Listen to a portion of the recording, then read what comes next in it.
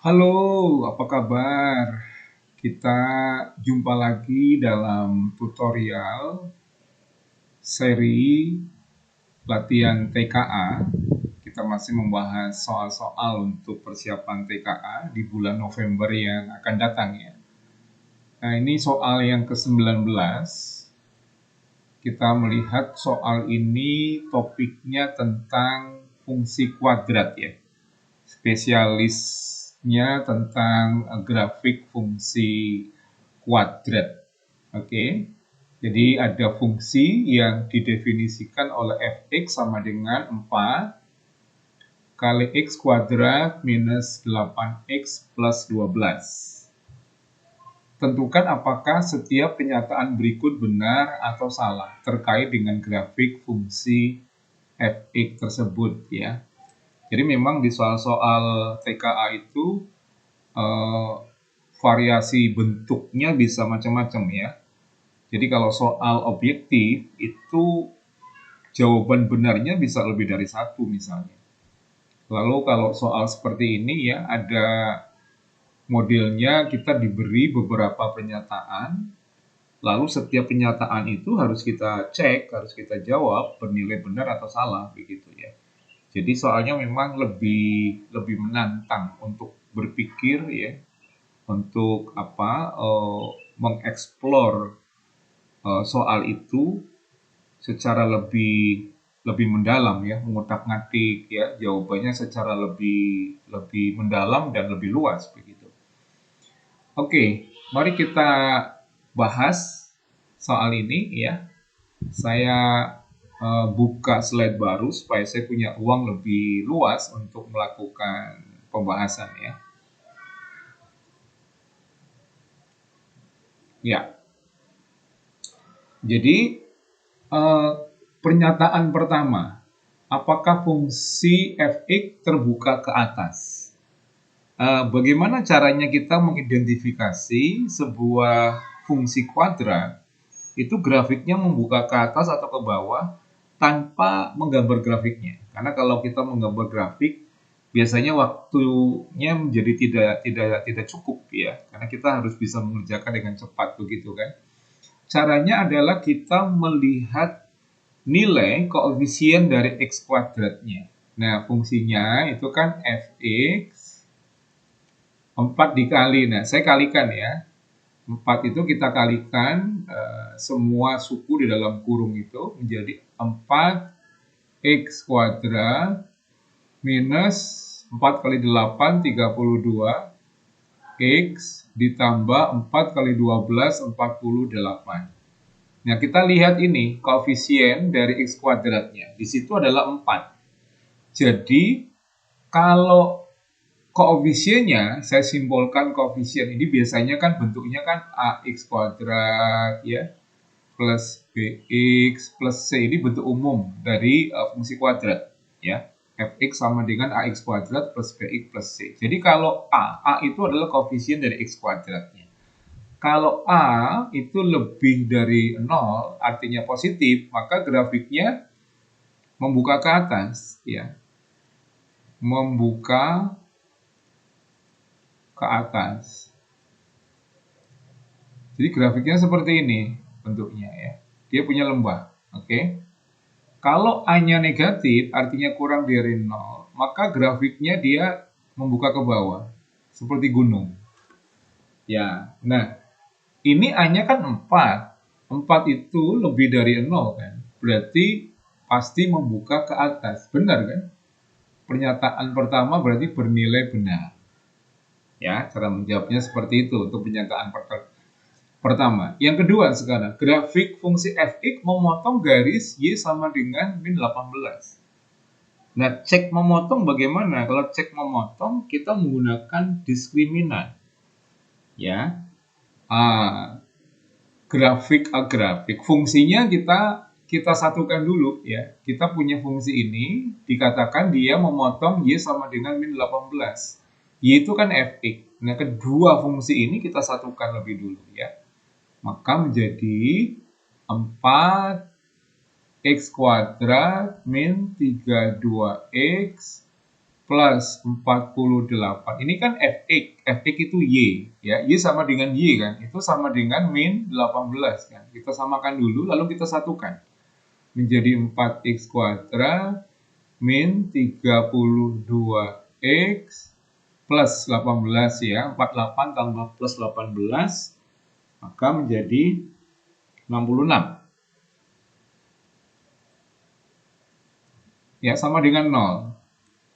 Lalu bagaimana cara kita mengecek apakah kedua fungsi tadi yang sudah kita satukan ya, fungsi 4x kuadrat min 32x plus 48 dengan fungsi y sama dengan min 18. Apakah keduanya berpotongan? Cara mengeceknya kita menggunakan diskriminan. Diskriminannya kalau berpotongan harus lebih dari 0. Diskriminan adalah b kuadrat min 4 kali A kali C. Ya, ini A, ini B, ini C.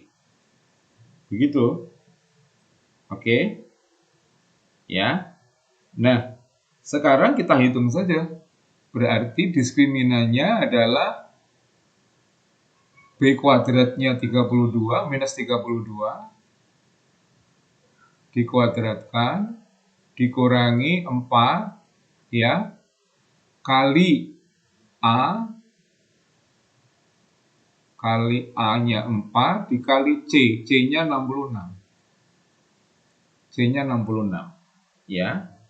Udah, kita kalikan saja berarti setelah itu ya. Berarti minus 32 kuadrat itu 1024. Ya, betul ya. Saya sudah hitung nih, 1024 dikurangi 4 dikali 4 kali 4 kali 66. 4 kali 4 kali 66. 1056. 1056. Ini hasilnya negatif tidak? Iya, ini negatif ini. Ya, negatif. Kalau hasilnya negatif, berarti D-nya menjadi kurang dari 0 kan? Ini kan negatif ya. Itu kalau kita kurangi ya menjadi minus 32. Kalau D-nya negatif, maka tidak berpotongan. Kalau D-nya negatif itu berarti tidak berpotongan kesimpulannya ya. Tidak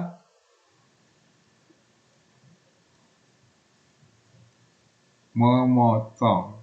Nah, caranya begitu, cara ngeceknya ya.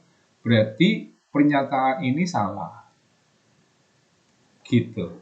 Oke ya. Kemudian pernyataan ketiga. Grafik fungsi fx tidak melalui kuadran 3. Tidak melalui kuadran 3. Nih kita membayangkannya, kita cek ya, ini kuadran ya, ini kuadran 1, ini kuadran 2, 3, ini 4. Jadi dia diklaim tidak melalui kuadran 3. Berarti apa yang perlu kita cek? Tadi grafiknya kan membuka ke atas tuh. Kita cek titik balik minimumnya, titik lembahnya, dan titik potongnya di sumbu Y. Ya, itu dua yang perlu kita cek. Oke, sekarang kita cek dulu ininya ya, titik balik minimumnya. Titik balik minimum itu adalah XP,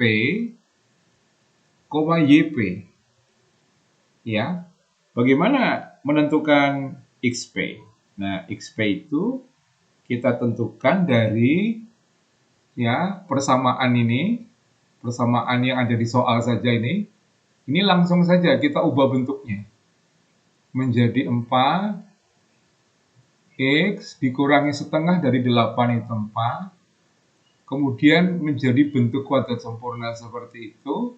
Ya, nah ini kalau kita hitung nanti menjadi x kuadrat, kemudian minus 8x, tapi belakangnya itu menjadi 4 kuadrat plus 16. Padahal di sini plus 12 ya. Berarti kan kelebihan 4, maka dikurangi dengan 4. Nah, ini kita tutup. Oke, gitu ya.